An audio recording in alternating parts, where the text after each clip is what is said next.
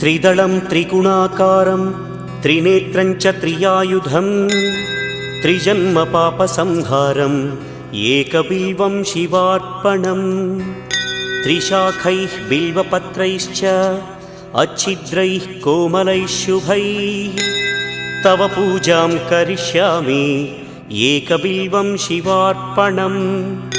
कोटिकन्या महादानं तिलपर्वतकोटयः काञ्चनं शैलदानेन एकबिल्वं शिवार्पणम् काशीक्षेत्रनिवासं च कालभैरवदर्शनं प्रयागे माधवं दृष्ट्वा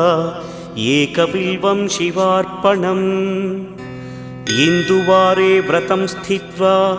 निराहारो महेश्वर नक्तं हौष्यामि देवेश एकबिल्वं